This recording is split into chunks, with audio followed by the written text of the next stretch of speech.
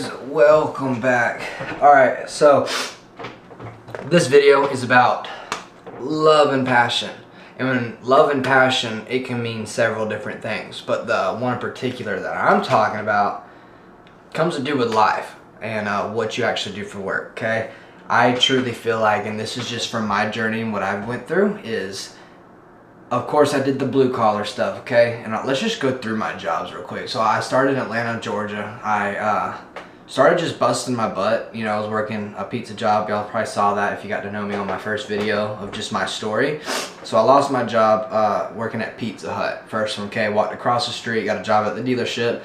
Before all that, I was kind of just like knocking doors, selling pest control door to door. So I always knew I had to get back in the sales route somehow, but I was chasing like football dreams. So when football got knocked out of my life, I was like, okay, went to work, went to the pizza shop, okay, and dropped out of school and all that. Dealership, and then I mowed lawns, okay, and then I became another pizza manager. So I'm kind of going back after, because I didn't think there was ever a life out there, honestly. I was just like, okay, I just got to find a good, consistent job to pay rent. You know what I mean? Because I was getting stuck in that simple mindset of just simplicity is okay. But in reality, dude, you can't be doing all that. That's really not the funnest thing for you mentally, okay? And I got really depressed in those times from going job to job to job. But I just fell in love with working hard by doing something that I genuinely love. Whereas I think the universe kind of will let you know when your trial or time is done at that certain job. That's why I always tell people, like, people get really in their feelings whenever, let's just say, they get fired or they get laid off and they're just like, oh, I don't know what to do. When maybe just God made all that happen just to take you to your next endeavor of whatever it is you needed to learn. If it was a trade, if it was something that's you're gonna learn something right then and there for later down the road on what it is you're gonna make when it comes to you being an entrepreneur, or whatever it is. And I love this topic just because a lot of people don't understand the reality of what it is you can build as long as you have some habits aligned that have discipline in them. Right?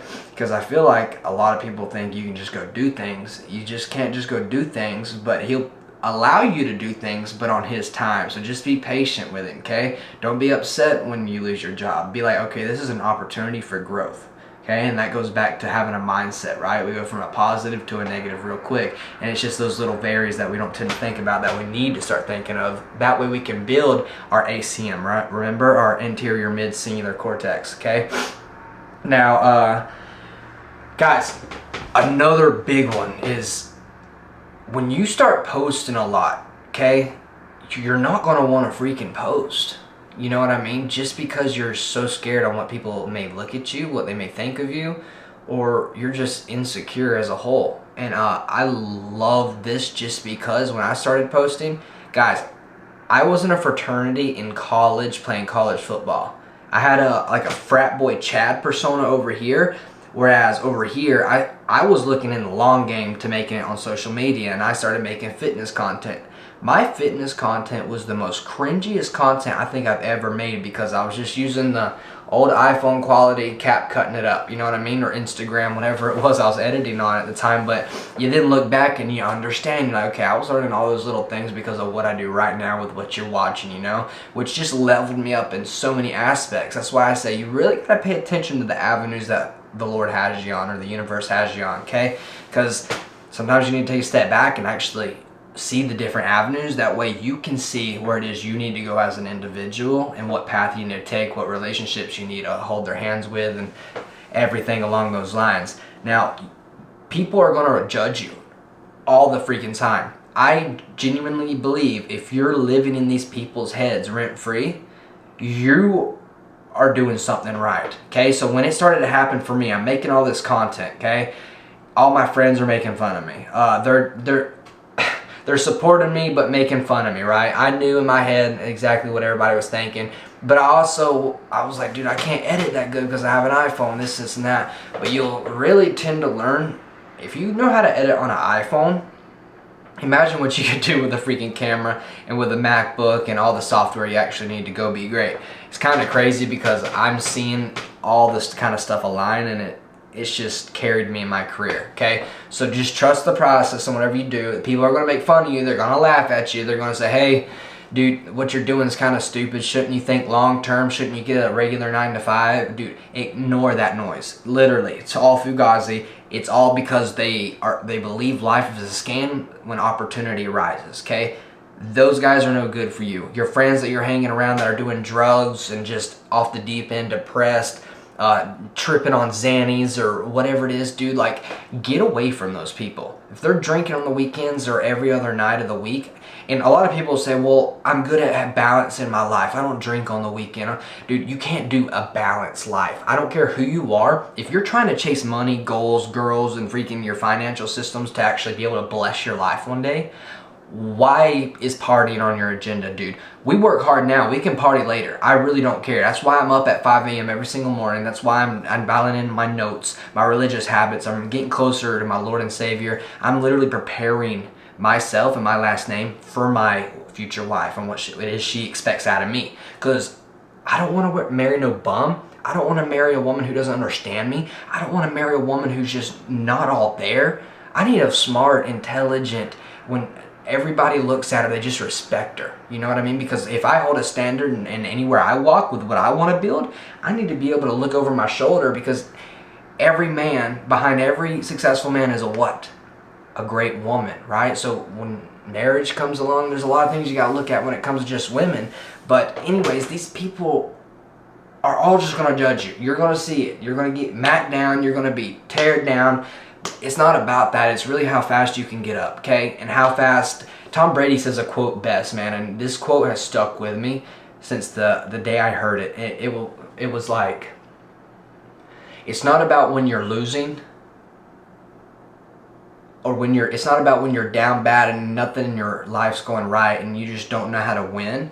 It's in those L's where you need to figure out how to win is what makes the wins a consistent win. Okay, so you're hitting all these L's, and I touch on that all the time because, dude, life is full of a bunch of losses. And every single day we kind of think in our heads, because our souls do, in our spirit, it's always thinking, okay? It's our own spiritual alignment. So when we have the talent to absorb everything and control everything up here, imagine the life you can control, okay? So when you're seeing all these repetitive losses, right? How would they not down the road start turning into bigger wins? Tell me. It's impossible. So as long as we fix our ACM, anterior mid-cingulate cortex, which is something we develop, and we can make it a habit, but one time you take those habits out, the rubber band breaks. Remember that, okay? I say that in all my videos just because I really think you guys need to know how to control our ACM, okay? Okay, everybody, when it comes to the journey, it's never easy, okay? It's always hard. You got to think of your journey like this, okay? It's like this, dude. And most of the time, guess what it can do? Bang, bang, bang, bang, bang, bang. Dude, he will bury you, okay? He will break your heart. He will make you depressed. And when I say he, I'm really talking about Satan. Because if you ever watch that, there's a lot of videos right now, and it's kind of popular online.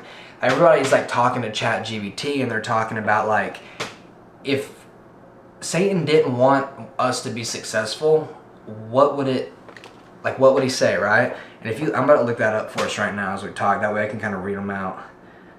If Satan wanted us to be unsuccessful, what would he make us think? So this is pretty freaking cool, just because I seriously got scared, because I see this daily. Daily, guys. Okay, so I'm reading them out to you. He's going to be encouraging insecurity and comparison, like you're just not good enough, okay? It's too late for me to start. He's going to be convincing us that opportunities have passed, okay? Or what if I fail? He's going to keep us stuck in our decisions and making us live in fear almost. Like, we don't need to live in fear. We need to have that abundance mindset to push forward and press forward, okay? Other people have it easier. So judging everything, looking around, judging everybody around you except for what it is you have in front of you, okay? He's just going to tear you down. I need to be perfect before I start. You don't need to be perfect before you start, okay? He's going to trap us into the perfectionism and overthinking. We don't need to overthink. You control your own thinking, okay? Success is selfish. Success is not selfish, okay? Making us feeling guilty about ambition has nothing to do with our success and how we think it's selfish to other people, okay? you can build a group and let others lead and put your pride and ego to the side, but having your own success as an individual is a great thing, because what did I tell? The universe doesn't bless you unless you're working hard and giving back to others and know right from wrong, but also know your blessings from curses, okay? I don't have what it takes. So he's going to make you undermine yourself with confidence and effort. Guys, you all have what it takes to be great. So never get that in your head, okay?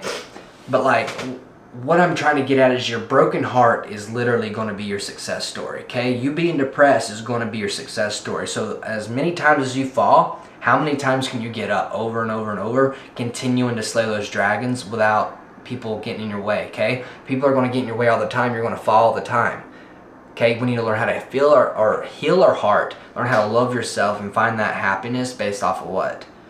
Our why and our purpose. Because once you develop those, everything else will start to align with your blessings and gratitude to live in that abundance lifestyle we want to live in. So this is really freaking cool. Let's just say, let's put it for me, for instance, okay? I work really hard. I do. And anytime I don't work, I feel really bad. And usually on those days, my friends will hit me up asking me to do something rewarding almost. And I sit there and I think the whole time, because sometimes I've learned, I said yes to them most of the times, okay? And as I'm in that setting, while I'm in that setting, I'm feeling guilty almost, okay? I shouldn't be celebrating me being broke. I didn't have a good day that day, so why would I go celebrate that, okay? If I didn't make X amount, why am I going out and I wouldn't even say party, I don't party, but I'm just saying like going out and eat with the boys. It wasn't even late to go out and eat with them, but I was still feeling so guilty from what I had accomplished that day, to where I was like, I gotta get home and do this and this and this and this, upload to YouTube here, I gotta call so-and-so as a client, I gotta do a group call with, and it just flows in my head, and I can never just sit down without feeling guilty. So I've come up with something, okay? I have a good day, I close some deals, money's coming through the way it needs to, then I'll go eat a nice meal downtown or something, okay? But if not, guess what I'm doing? I'm eating McDonald's. I'm living like a broke person, because you can never be too up and forget about everything you've been through in the past, because some of the most memorable moments I've had is literally sitting in the living room with my homeboys, being so broke that that's all we ate was McDonald's. You know what I mean? So keep those moments in your head, because when you're up and you have a little downfall, but everything's still okay, you just need to beat yourself up, because what does it create is that discipline inside of yourself. Because once you beat that discipline, bro, you'd be surprised the small habits you can knock out day by day, okay? Guys, that was a crazy freaking nugget drop. I hope you guys took notes. I'm going to see you on episode 7. Can't believe we're already on volume 7. Remember, follow me on Instagram. Guys, if you want to join a free community and where everybody has a mindset just like this, go ahead and join the link below. I'm going to get you guys accepted, and I'll even reach out via chat. Guys, I love you guys. See you in the next video.